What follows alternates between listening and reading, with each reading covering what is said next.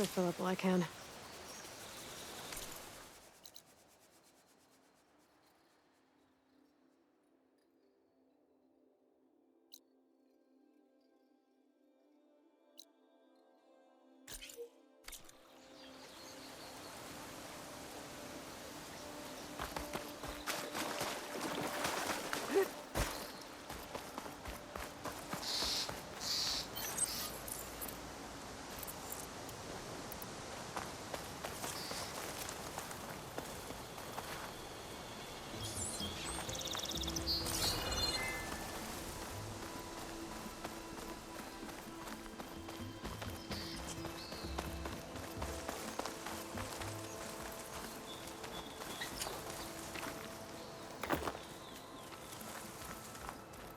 I think I can climb up this cliff.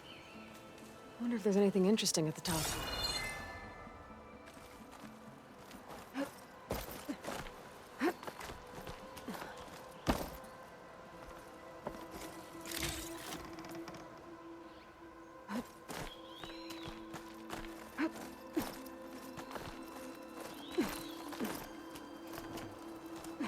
The buyer can make use of this.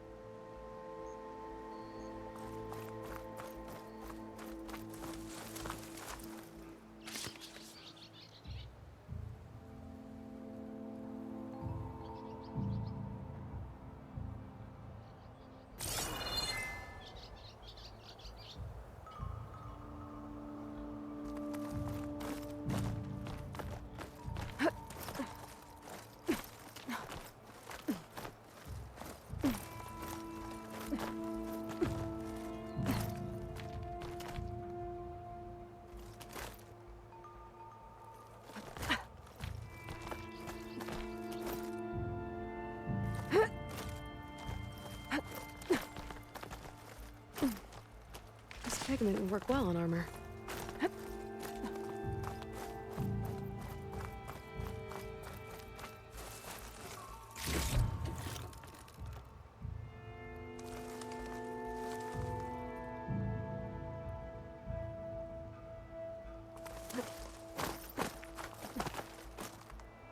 Old Karja watchtower.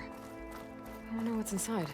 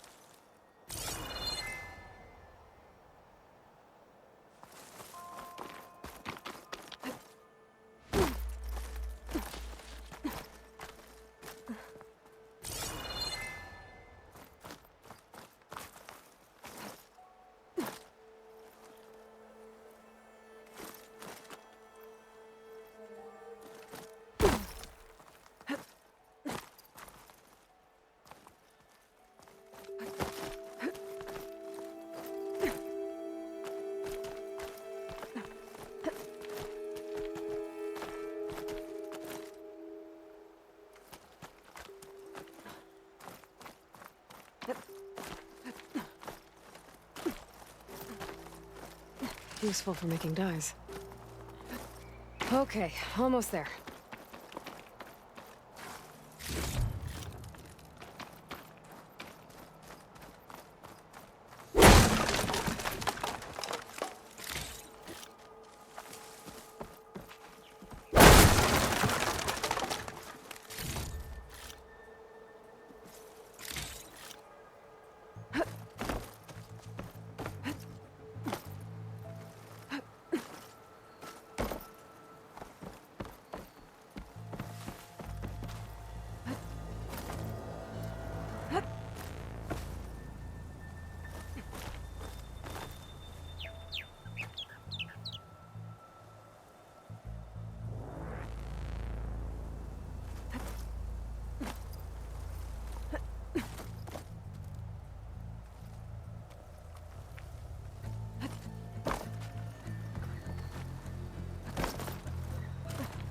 Made it.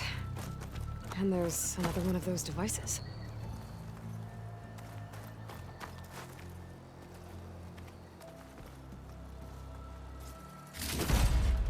A lens. Guess I'll figure out what to do with it later. I can almost see the entire valley up here. No wonder the Carja built this watchtower.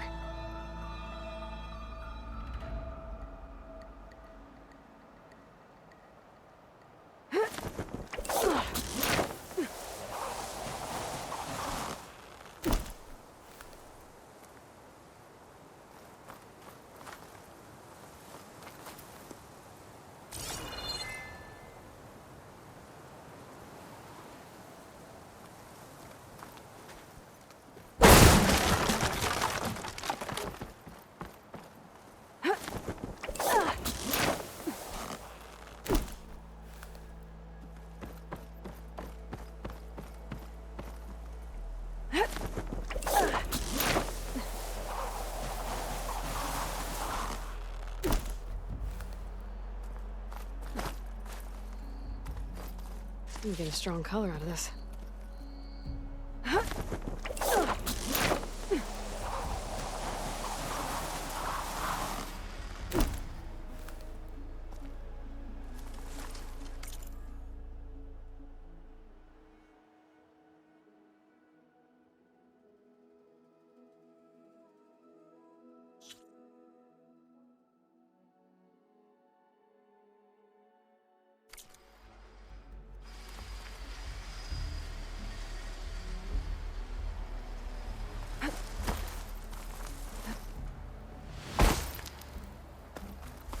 Be chain scrape. Jaruf said I could get my bow upgraded in there. Might be able to tinker with my other gear too.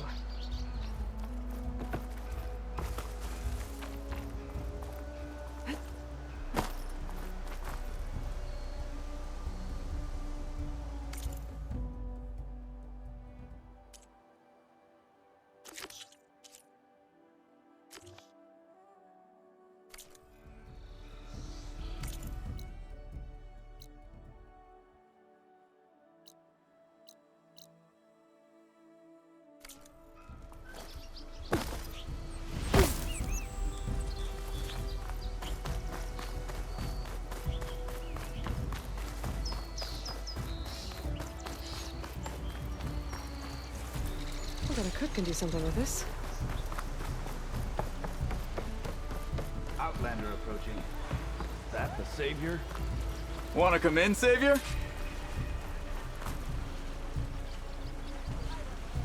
Welcome to Chainscrape, Savior. Open up, guys. Jorv's orders. Good enough for me.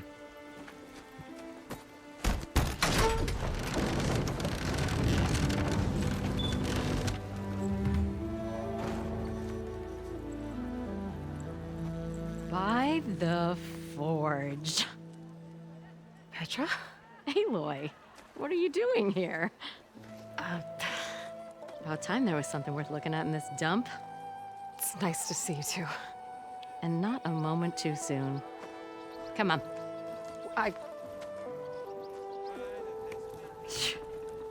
Damn brewery's the only thing I can count on in this place. Yeah, I heard. Machines, work stoppage. Oh, those are just the latest malfunctions. Chainscrape's always been a few tools short of a kit. And right there is the biggest tool of all. Our land, not our problem. The bristlebacks are everybody's problem. Roland? You've heard of him, Yeah. but he's a story best told over a cold beer. Petra. I'm just passing through. I'm headed west. Oh, There's an embassy at Barrenlight I need to make happen, and then I keep moving. ah, of course. Bigger gears to grind. Well, Flamehair, good to see you. You've got to move on. Petra. But if you want a cold beer and a few laughs with an old friend, come find me at the brewery. Your choice.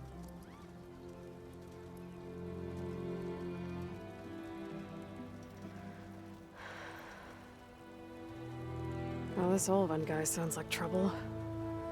Maybe Petra could use some support. But first things first, I need to find that workbench and upgrade my bow. Someone said I had the best singing voice in all the novels.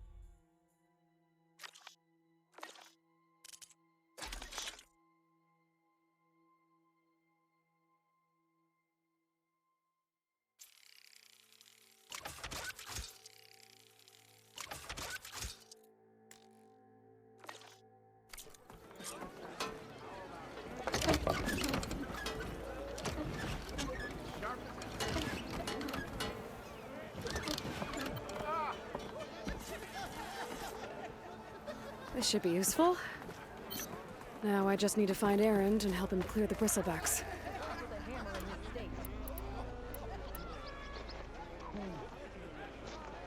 So Alvin blows that whistle always working.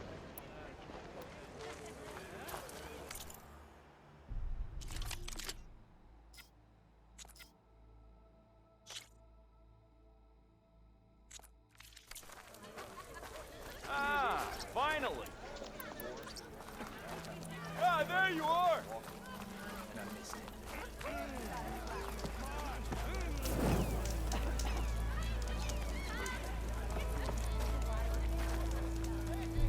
Eyes up here, brother! Ready?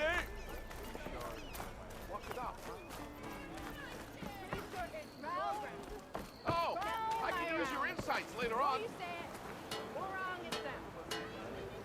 Tinkering with one hammer isn't gonna kill you.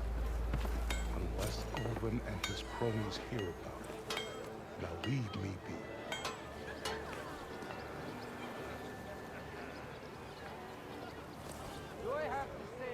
Hey, I thought you'd left by now.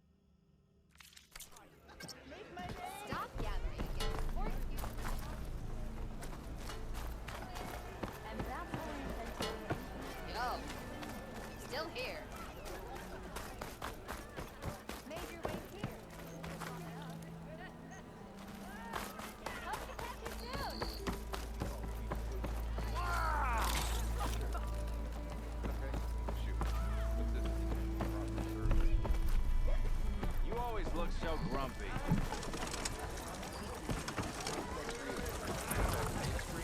What am I gonna do? Hey, Mildef. Mildef. I took some of your stew last time I went into the wilds. Kept me going for a week. Felt like I could have put a strider in a sleeper hold. Enjoy it while it lasts. Sounds like you're serving up some impressive provisions here. Not again. You can have the discount too, but you'll have to come back later. I think you have me confused with someone else. Oven didn't send you? No. Oh, my apologies. It's just that his minions won't stop pestering me. Now I've even worn out my special grill. Since I'm in the midst of a crisis, perhaps you could skip to what it is you wanted? Some of your food? Of course.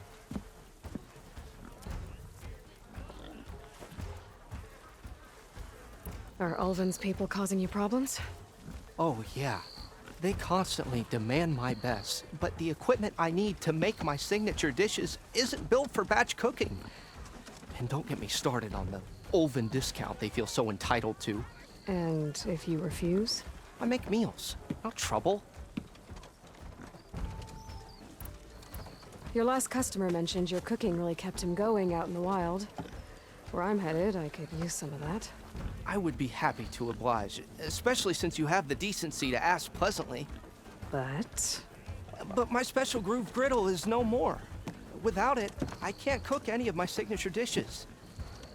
I hate to think what'll happen when I'm forced to refuse Ulvin or his goons. Even if I already had the right ingredients, there's nothing I can do. Unless you can source me a temporary replacement? what do you need? For the ingredients, a few pieces of decent wild meat, and I'd say a big handful of bitter leaf stems. That'll do. As for the griddle, a corrugated metal panel might suffice until I can have a new one forged. You'd likely find one in a scrounger pile, if you follow the river to the northeast. Don't worry, I'll clean it first. You'll have no issue finding boars and bitter leaf on your way. Assuming you're as much a hunter-gatherer as your clothing suggests. Thanks, Mildef. I'll keep an eye out. So that's what gratitude sounds like. And don't let anyone push you around, okay? If you say so.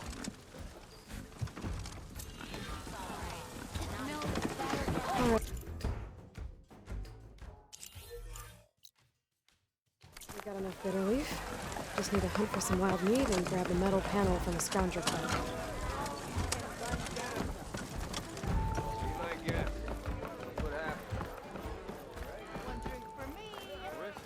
One drink for other me.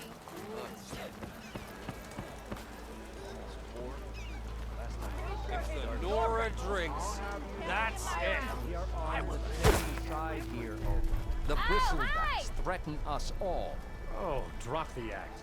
We all know it was the Carja who let the bristlebacks into the valley, sent them straight through the gates of Barren Light. That is preposterous. Why would we let dangerous machines into our own land? You mean the land that honest Osram laborers work tirelessly with no say in its governance? The land that, should you sign the decree, Oh, you and that damned concession decree. would be managed by the people who actually live and work on it. What do you want, Ulvund? Some kind of payment? My dear magistrate, you think I can be bought? If you want that whistle blown, all you have to do is have your soldiers remove the bristlebacks and sign the concession decree. Face it, what other choice do you have? Hi. Savior, what auspicious timing. Might we discuss a matter of importance to the Sundom? We might. Later. Very well. I shall be waiting. So, the savior herself, Walloper of Derval, gutter of youth. Maybe. I've heard many tales of your beauty and heroics, my fierce lady warrior. Ulvund Freeholder, at your service. So, what could have dragged you away from the fine silks and wine of Meridian to this smudge of a settlement? Your saviorly attention must be needed elsewhere. I'm here for the embassy and... The embassy? Why, by the forge, Ah. Greater gears for greater matters. Guess that means you'll be moving on. Once I've dealt with any problems around here that need my saviorly attention. Ah, the bristlebacks, of course. Got to get rid of them if you want that embassy to take place. Well, best get to it, hey? And off you go. Not so fast.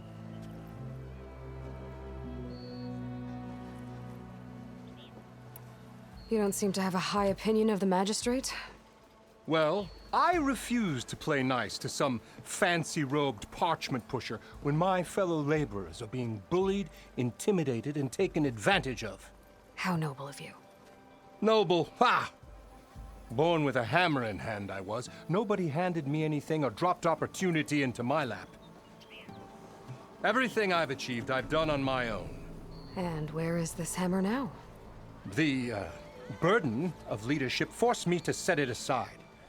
The Carja risk nothing, while demanding that good Osseram gamble with their lives out there. Someone had to step up and say no more. You ordered the work stoppage? Indeed I did. We're laborers, not soldiers. Until the Carja clean up their mess and give us the fair deal we deserve, I'm not risking Osseram lives. Fair deal? You mean your concession decree? It's not my decree. It's on behalf of all the good Osseram laborers of this land who do all the backbreaking work, while only the Carja reap the rewards. All we're asking for is the ability to share in this prosperity for a land worked by the people, for the people. Right. Then just how much would be your share? Only an amount appropriate to my contributions to this community, of course.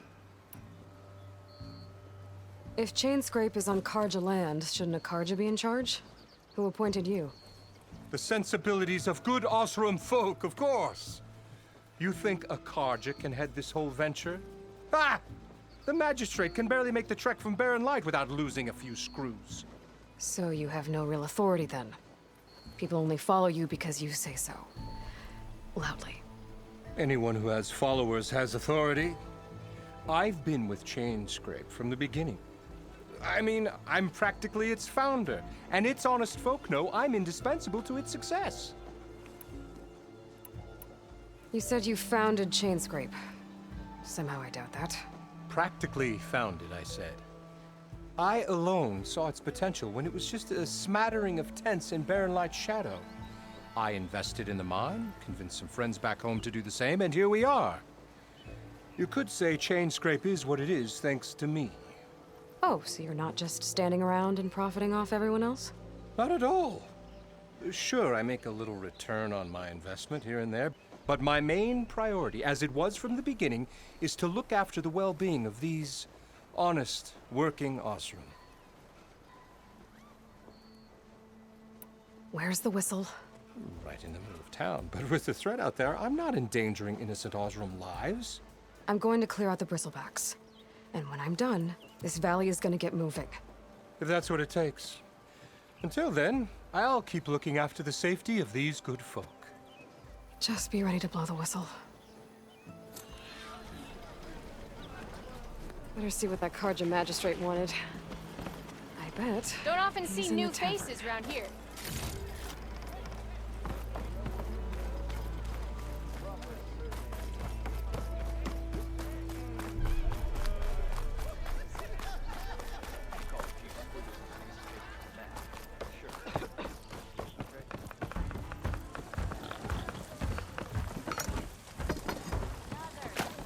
My cup is empty. Fix it.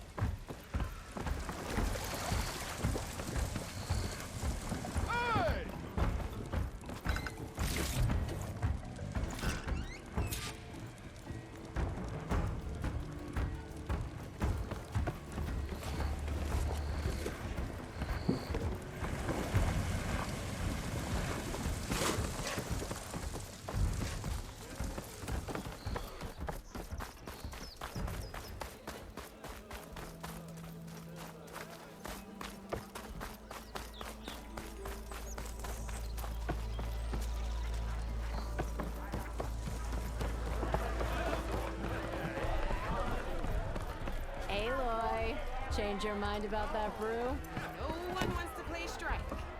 No? Come for that beer after all, eh? Here, sit down. Get a pint in her hand. Wasn't expecting you to swing by. Since when do I do what's expected? There's that spark. Fire and spit.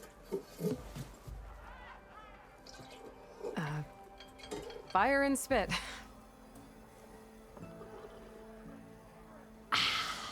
That's a blast from the bellows. Won't fix the forge, but at least I can forget about my troubles for a while. Like what? Take your pick. We got bodies to bury from the bristlebacks, the work stoppage, Olvin grating the gears about his concession decree. Hey! Weapons off the table!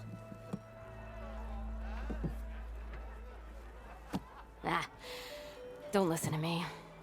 Nothing a cold brew and knocking some heads together can't fix eventually.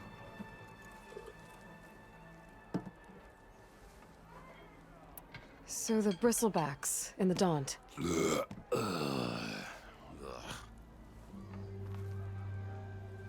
Where did they come from? That's the thing. No one rightly knows. They just showed up one day, rampaging around the valley like they exploded out of a forge. Lost some good people. But I heard talk of some vanguards trying to take them down. Did they come through here? Stopped by briefly for supplies. Ulvund was none too pleased. Won't be able to crank it to his advantage once the bristlebacks are gone. But how could bristlebacks and the Daunt help Ulvund? 2 words. Concession decree. Since no one knows where the bristlebacks came from, Ulvund has taken to blaming the Karja for him. He's hoping to dig up enough old resentments to get a strike going until the concession's signed. This is just his latest attempt. He's been trying to rile up the workers since the day he rolled into town. And people actually believe him? Lots of folks suffered at the hands of the Mad King during the Red Raids. Give him half a reason, they'll blame the Karja for anything. Damn Karja slavers.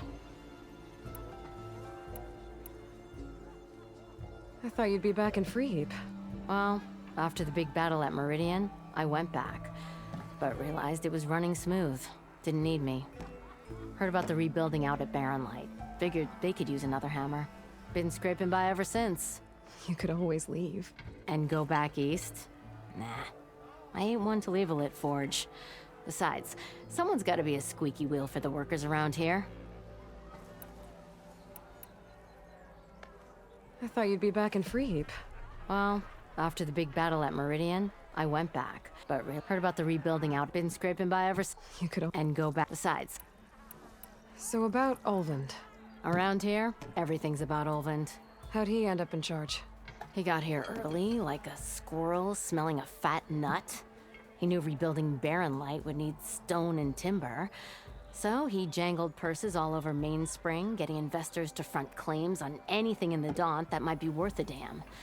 Thing is, all the bankers back home know that this is Karja land, and the Sun King can revoke those claims at any time. That's why he's desperate for the magistrate to sign off on a concession decree. This concession decree, what is it exactly? And how would it help Ulvund? It's pig diddle, that's what. A writ that would put all Osram claims in the Daunt under Osram law, even though they're on Karja land. It would mean that any existing ore, stone, and timber claims couldn't be revoked by the Karja. No more risk, no more hesitation for investors back in the claim to pour in the shards and expand their business. And since Ulvund has a stake in all those claims, it would make him richer than a scrapper in a junk heap. Not to mention Chainscrape would become an Osram municipality, so he could buy enough votes to call himself an elderman. He's a sly old badger, I'll give him that. Figures if he keeps up the pressure, eventually the magistrate will sign. Well, I have to be going. Thanks for the drink, Petra. I'm glad I stopped by. Anytime, Flamehair.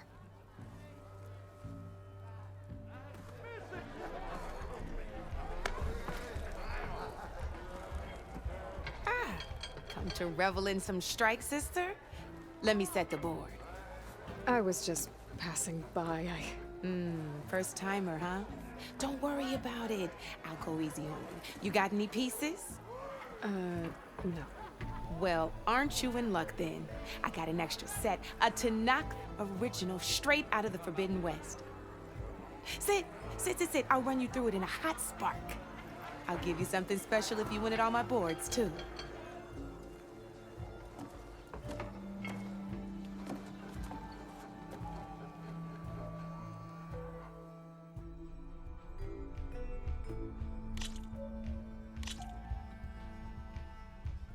All right, let's start off simple.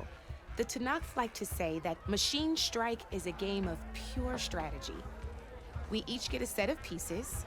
Each piece represents a kind of machine, and each machine is worth a different number of victory points. And to win the game, you'll need to gain 7 victory points by destroying the opponent's machines. It can be tricky remembering the details of every machine, so we use these notes to keep track of them. You see that number on the top right corner? That there is how many victory points you'll get for destroying that machine. Notes also tell you how far a piece can move, how powerful their attacks are, the distance they can strike from,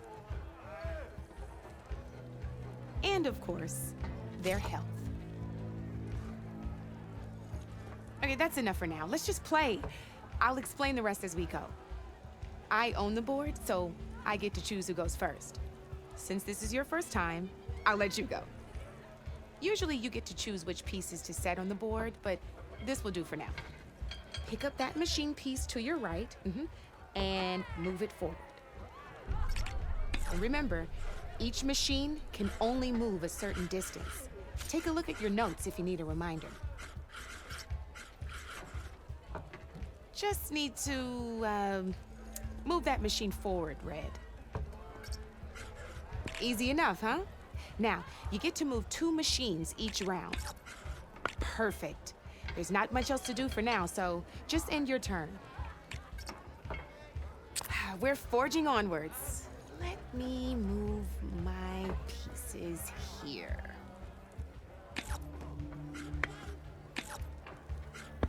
And we're back to you. This time, why don't you try attacking one of my pieces? Try with that machine on your right first. Now move the piece. When performing an attack, you'll be testing your machine's combat power against the opponent's. A machine's combat power is a combination of the terrain your machine is standing on and its own attack power. This board only has grassland terrain, which has no effect on a machine's combat power. And your current machine has 2 points of attack power. So in total, your machine's combat power equals 2 points. Since my machine isn't the one attacking, it has 0 points of attack power. And just like your machine, it's not affected by grassland terrain. So right now, the difference in combat power between the 2 machines is 2 points. This means your machine can do 2 points of damage to my machine. Did you get all that?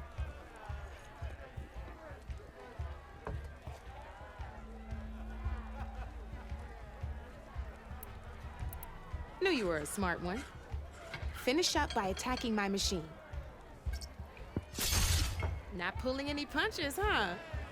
Now grab that second machine of yours. See how your machine can't move close enough to attack mine? You can make your machine sprint. That lets it move 1 space further. Try it out. Downside to sprinting is that your machine can no longer attack. Now, some players like to take a risk and overcharge their machine in cases like this. Overcharging lets you attack after a sprint, but it will damage your machine's health by 2 points. So use at your own discretion. Let's try doing that now so you can see what I mean.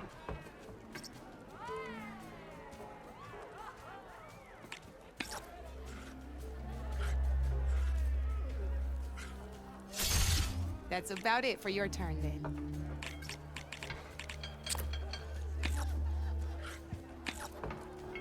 Now, I'll let you in on a neat trick. That machine of yours, the one closest to me, grab a hold of it. Same as in the wilds, machines have both armored points and weak points. You can see them marked on the pieces. Blue shows where their armor is thickest, Hit them there, and you'll do some damage, but not a lot. Now, red shows the machine's weak points. Hit those, and you'll deal a mighty blow. Here, let me show you. Rotate that piece so your machine faces mine. Now let that machine have it. Off the board she goes, and there's your first victory points. You don't have 7 of them yet, so let's keep going. Your machine attacked mine, but hasn't moved yet. Go ahead and move downwards towards my remaining piece. You've already attacked a machine and moved your piece. But if you overcharge your machine, you can attack a second time. And by the look of your machine's health, you'd be sacrificing your piece to defeat mine. But sometimes that can be a good thing. Overcharge your machine to attack mine a second time, and I'll show you what I mean. Ain't that a thrill? Now, because your machine was knocked out at the same time as mine, we both get the victory points our machines are worth. Good news is, since you're the one attacking, you're gonna receive your victory points before I do. Which means you can reach the coveted 7 victory points first. That's why sometimes losing a piece can be the best way to end a game in your favor. Now, you'll notice you didn't get quite up to 7 victory points this time, but you did destroy all my pieces. That means you're the winner! That wasn't so hard, was it? Just remember to always check for the best terrain to attack from. You'd be surprised the advantage you can gain over an opponent like that. I know it saved my behind in a game or 2. I'll try and remember that. Oh, before I forget, these are all my spare pieces. I want the Savior of Meridian to have them. It's a small set to be sure, but it should be enough to get you in on any strike games you find out there. You might even fancy looking out for them strike carvers. They've got all kinds of unique pieces that can turn a game in your favor, though they'll need the right materials to craft you one. Or you might find them in the wilds if you're lucky. I know I've lost my fair share of pieces after a night of machine hunting or brew hopping. No need to thank me, always a pleasure to help out new strike players. Now, if you feel like playing a real game, I've got plenty of other boards. I could even teach you a few more tricks if you're up for it. Thanks. I'll think about it.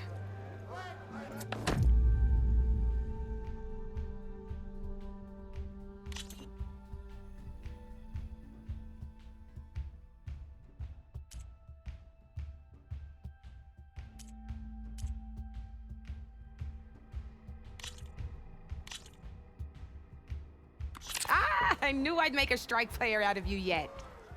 How about this time I tell you how to use a board's terrain to your advantage? This one's got all the different terrains you can encounter in a game of strike. Knowing when and how to use them can mean the difference between victory and defeat. Terrain mainly affects your machine's combat power. As you know, when fighting an opponent's machine, you compare its combat power to yours. The higher your machine's combat power, the more damage you can do. So finding the right terrain is an essential strategy for overpowering your opponent. Here, I'll show you. Grab that piece to your left and move to attack my machines. Now let's take a look at your machine's combat power. Combat power is the sum of a machine's attack power and the value of the terrain it's standing on. Since your machine is attacking, it's using its 2 points of attack power. It's also standing on forest terrain with a value of 1 point. Add those together, and your machine has 3 points of combat power. My machine is standing on grassland terrain with a value of 0 points. It's also not attacking, which means their attack points aren't in play. So my combat power is 0. This means your machine can do 3 points of damage. Go ahead and test it out. There you go. Now, choosing the right terrain doesn't just improve your offense. It can also help defend your machines from attack. Grab your other piece and place it in front of my second machine. Since your machine is attacking, it's using its 2 points of attack power. It's standing on grassland terrain. This terrain has a value of 0. This means your machine's combat power adds up to 2 points. My machine can't use their attack power since they're defending their position. But they have the higher ground. They're standing on forest terrain, which is worth 1 point. This means my combat power adds up to 1 point. Now, the front of my machine is colored blue.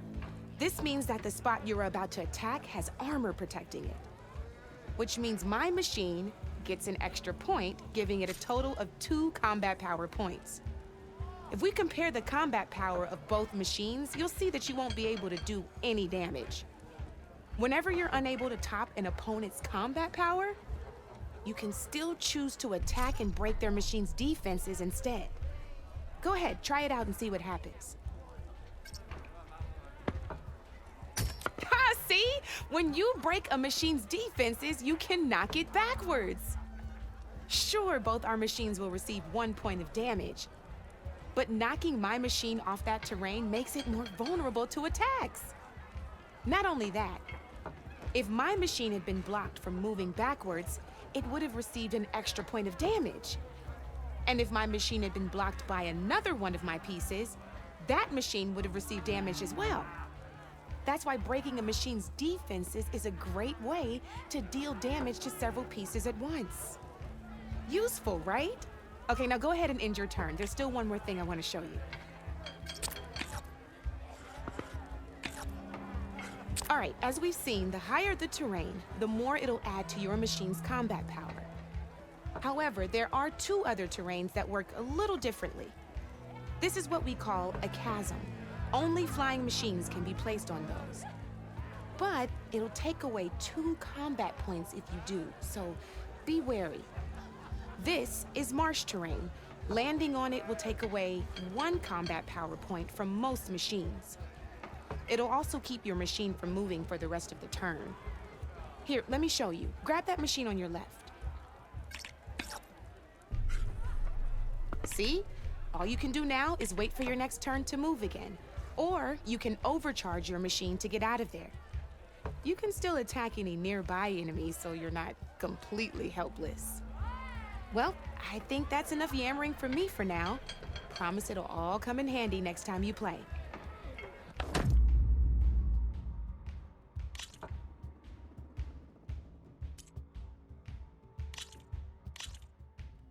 Here for more tips? Why don't I tell you a bit more about the pieces we used to play? In a normal game, you get to choose which machines you place on the board. Each one is worth a certain number of setup points, and you can spend up to 10 assembling your army. Knowing what each machine brings to the game and building an army that matches your strategy is the key to becoming a machine strike master. When assembling your army, there are a few things to keep in mind. First and foremost, you can never have more than 4 of the same machine on the board at the same time. With that in mind, most players would choose machines based on how far they can move or how much attack power they have. But a real strike player will be looking at a machine's type and skills. Let's take a quick look, shall we? Pick up that machine on your left. All right, let's talk about the different ways in which a machine attacks its opponents. In other words, its machine type. If you look at your notes, you'll see this machine here is a melee type. You can also tell by the shape of the base the piece stands on. A melee type machine attacks the first enemy within range, and no one else. We've seen this plenty of times, so just move that piece forward so I can show you some more stuff. Great, now grab your other machine. Looks like we've got ourselves a gunner type machine here. This means they'll only hit the farthest enemy in their attack range. Let's move that machine forward and end your turn so we can take a look at the rest of the pieces. Let's go with this piece first. This is a ram type machine. Attack an enemy with it and it'll push the piece backwards. Like this. See, now my machine has taken over your machine's spot on the board. This is a great way to take the advantage away from your opponent if they have the higher ground. Looks like we have one more piece to look at. Now this is a beauty of a piece, a dash-type machine. When it attacks, it'll move to the end of its attack range and damage every machine in its path, including your own. So make sure you take a good look at the board before you send it off to the races. You should also make sure it's able to finish its attack on an empty spot. Otherwise, you won't be able to attack at all. Here, I'll show you.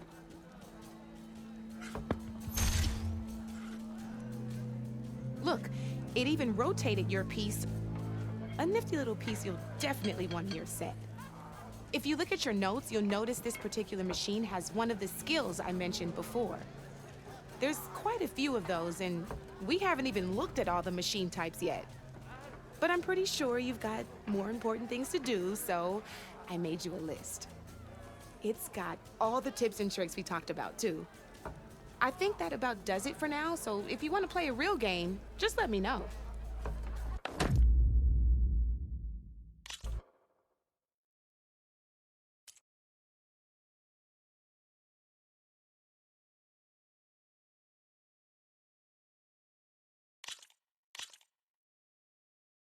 Let's play.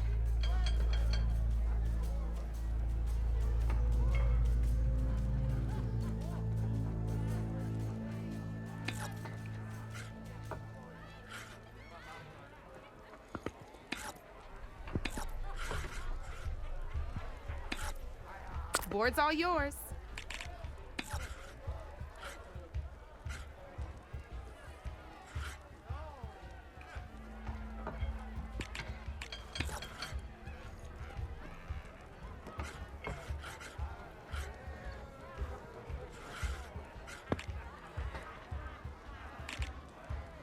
Time to get serious.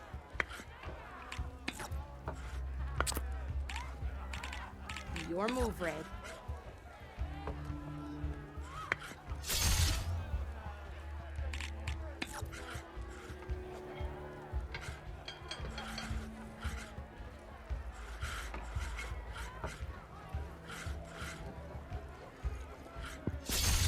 A single machine left? That ain't good.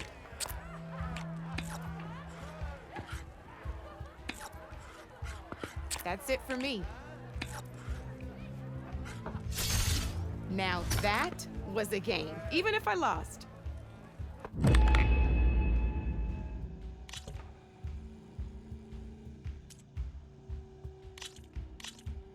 Here we go.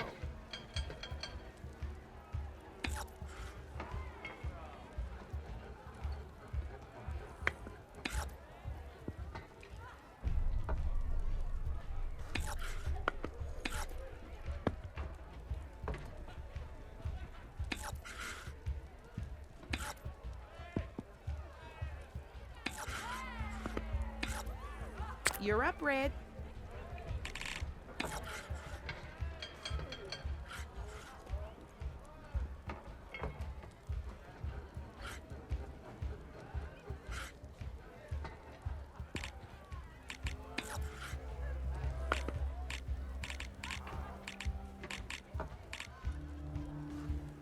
My turn.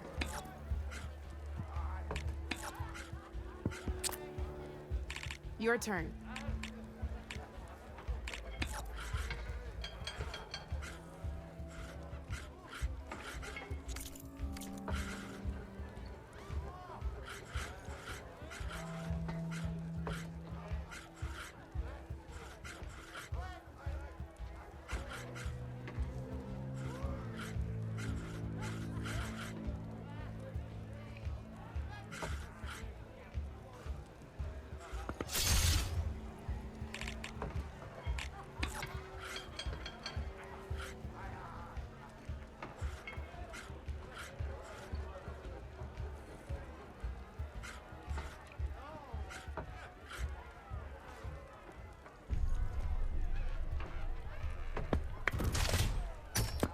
That was a surprise.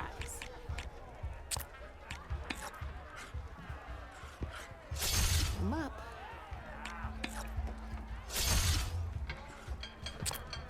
You're up, Red.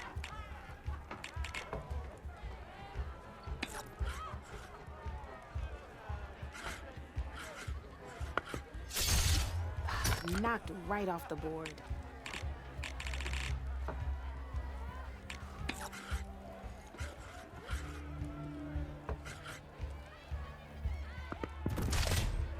You're just hammering down on my pieces now.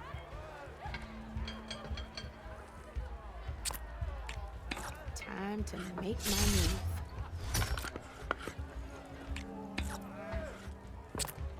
That's it for me.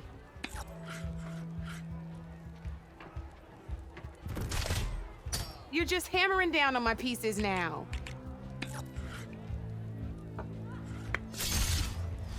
That was brutal.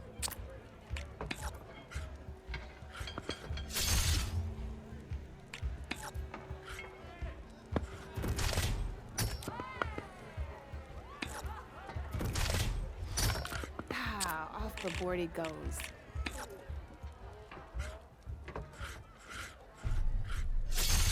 Just one piece left.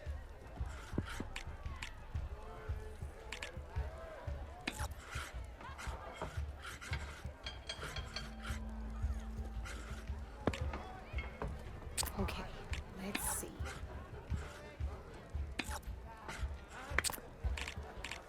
Your turn. Oh, I thought I had that one.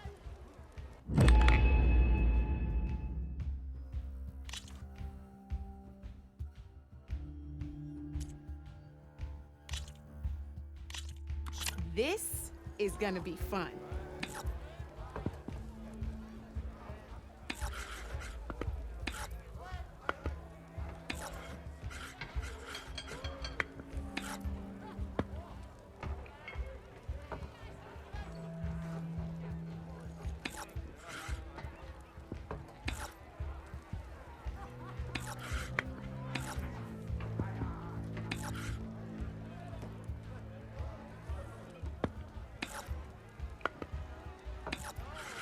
Time to make my move.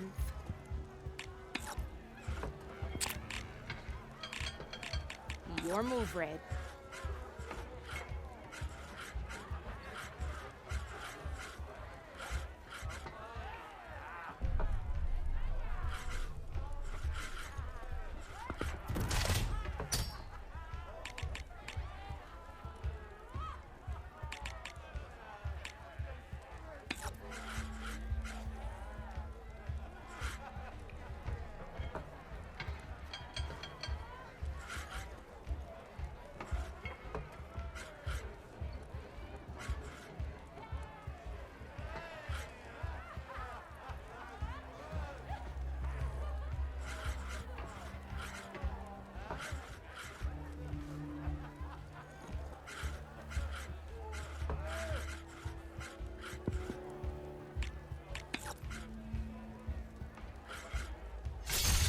What a hit!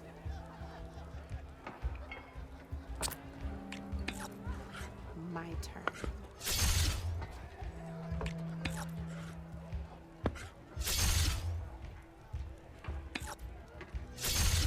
One less piece on the board.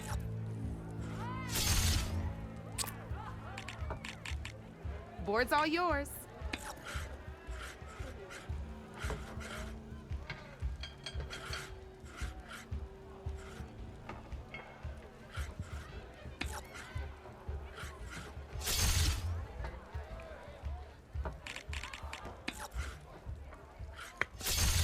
Well, that's done now.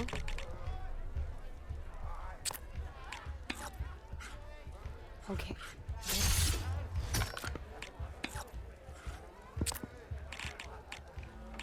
Your move, Red.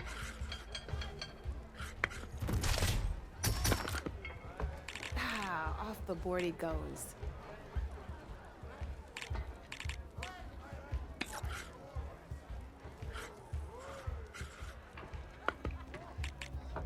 I'm up.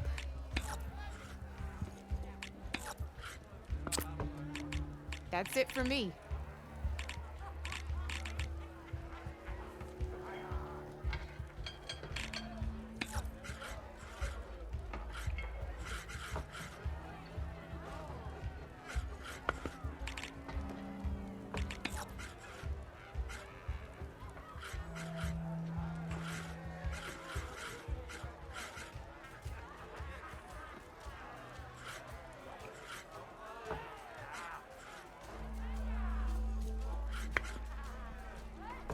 Time to get serious.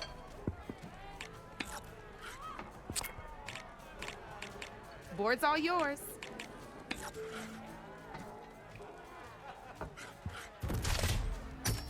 Oh, seriously?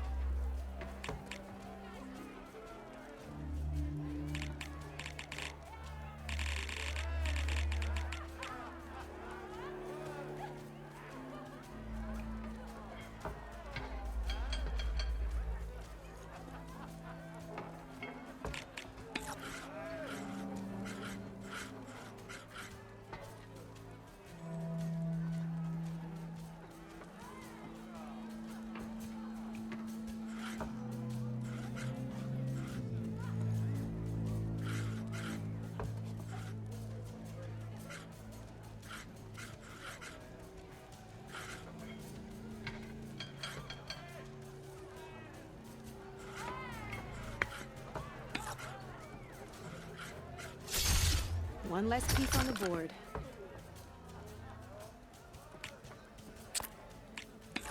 Okay, let's see.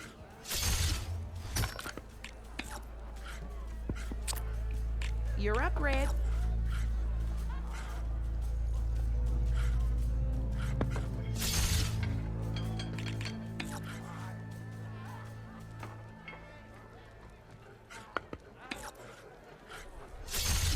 Guess luck's not on your side today, Red.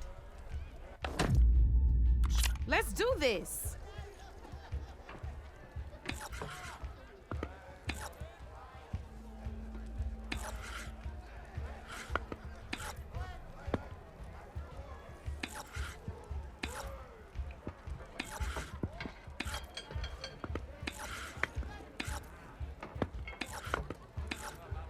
Your turn.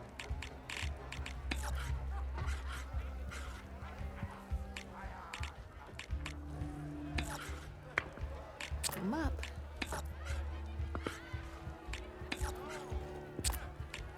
Your turn.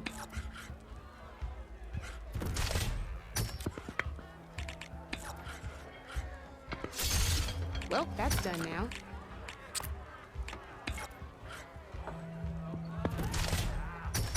That was brutal.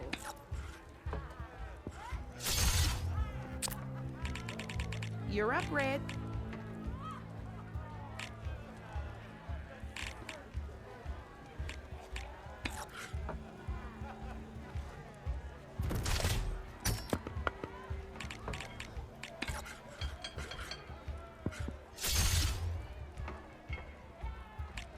My turn.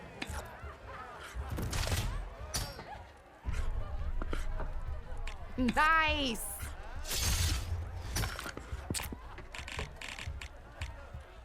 Your move, Red.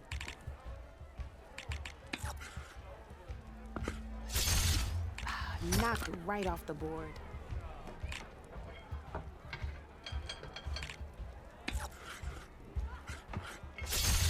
Well, that's done now.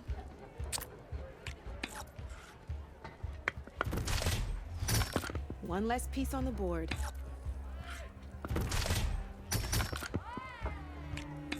That was brutal.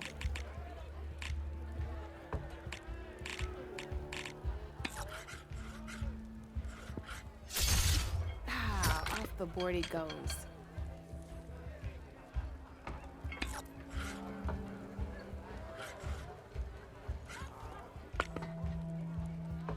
Time to get serious.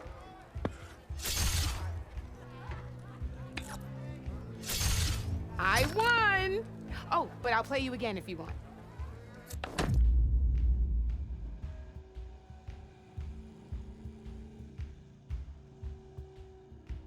Good luck.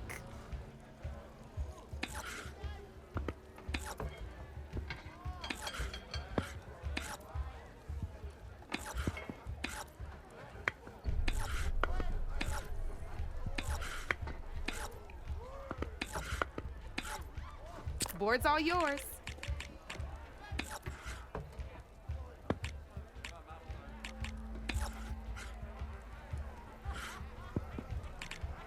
Time to make my move.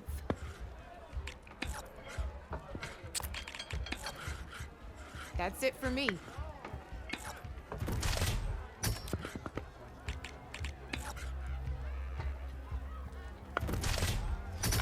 Off the board it goes.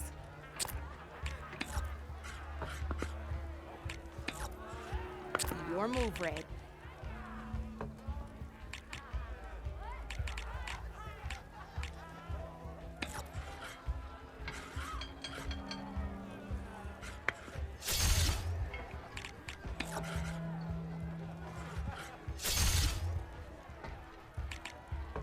Okay, let's see.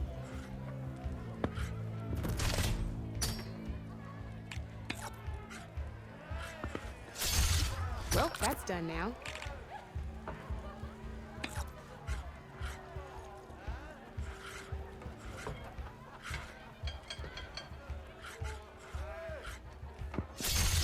One less piece on the board.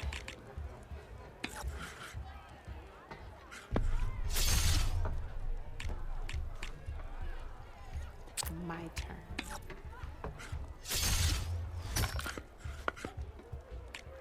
That was brutal.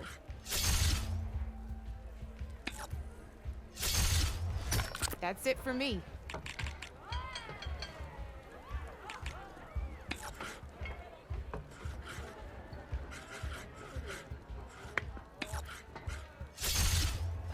Knocked right off the board.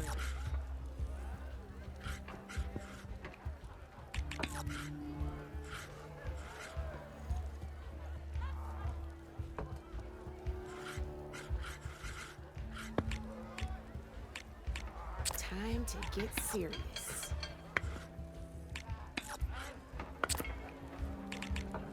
Board's all yours.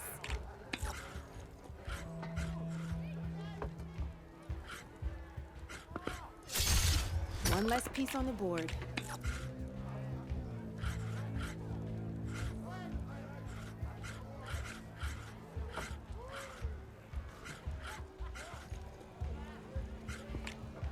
Time to make my move.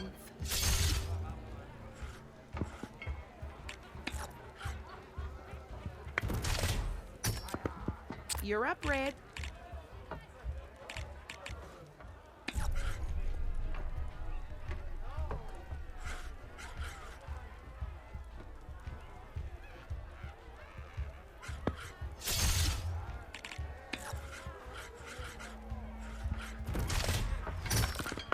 Tough fight ahead of me.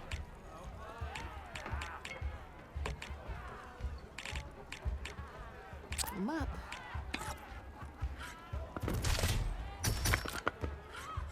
Just one piece left.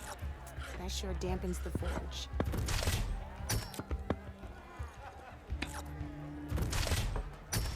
That was brutal.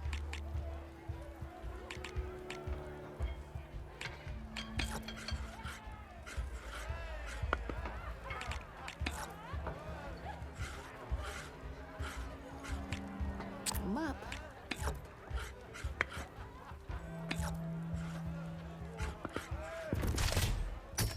That's the game. You up for a rematch? Don't be a stranger.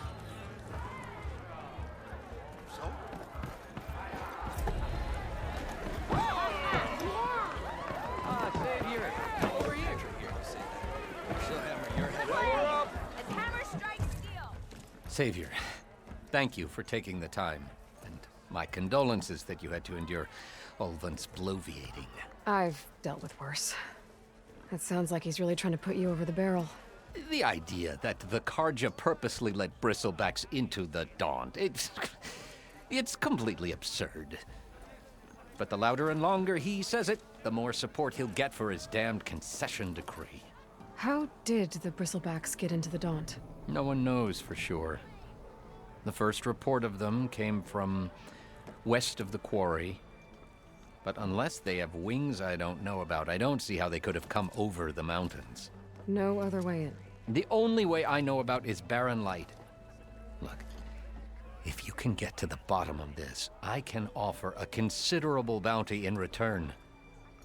Help me shut Ulvund up.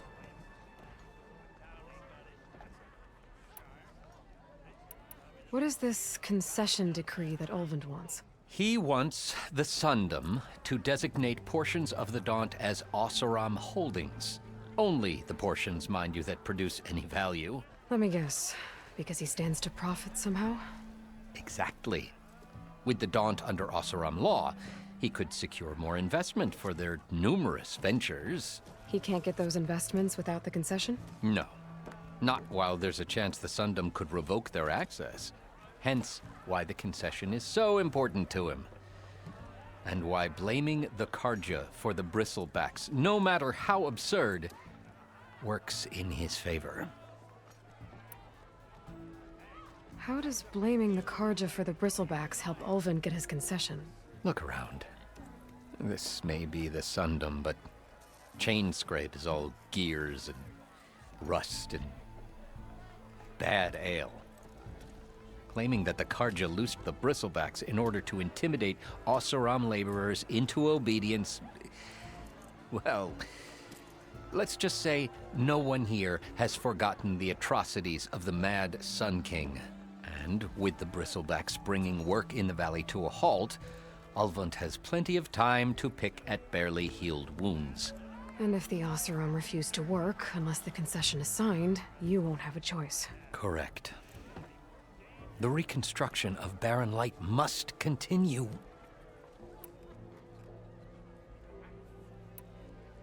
How did you get stuck out here? I asked for the posting, believe it or not. Overseeing the entire valley on behalf of the Sun King? It was an honor. Is an honor, I mean. But your job would be a lot easier without someone like Ulvund blasting hot air all the time? Ulvund's not going anywhere. He's been around longer than I have. Even fancies himself the founder of Chainscrape. Now, I'll find a way to live with him. I have to. You said the bristlebacks were first spotted west of the quarry? Yes, according to one terrified laborer, said the ground trembled before they came charging down the hillside. He took off and ran all the way here. Good place to start looking, then. If you learn the truth, maybe Ulvund will stop blaming the Karja for every problem under the sun, and maybe then he'll actually focus on rebuilding Barren Light instead.